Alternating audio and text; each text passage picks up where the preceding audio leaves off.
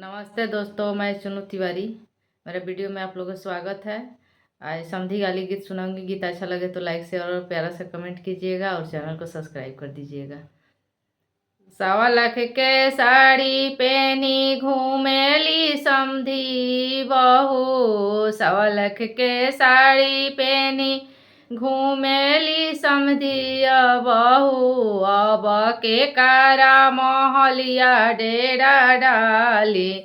हाय सिया राम के भजो। अब के कारा मोहलिया डेरा डाली। हाय सिया राम के भजो। अपना मोहलिया से निकलले कौन बाबू। अब हमारा मोहलिया डेरा डाली। हाय सिया राम के भजो। छिनरो हमारा मोहलिया डेरा डाले। हाय सिया राम के भजो। दिनवा खियाइबो छिनरो दूध भात खोआवा हो। रतिया सुतैबो अपना से जिया। हाय सिया राम के भजो। दिनवा खियाइबो छिनरो खोआवा मिठैया।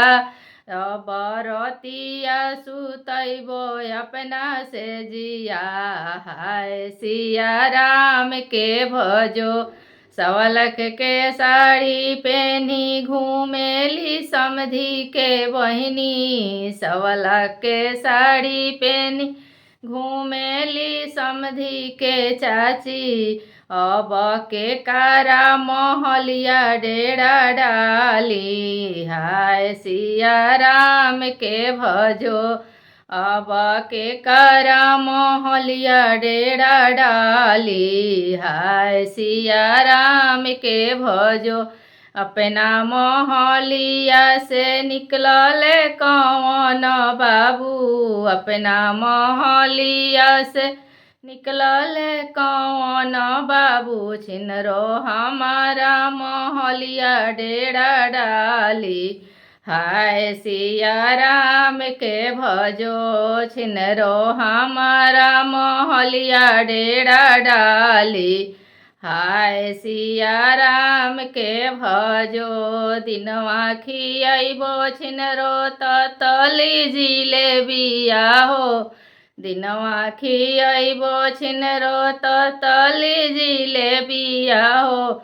रतिया पियाइबो ठंडा पानी। हाय सिया राम के भजो।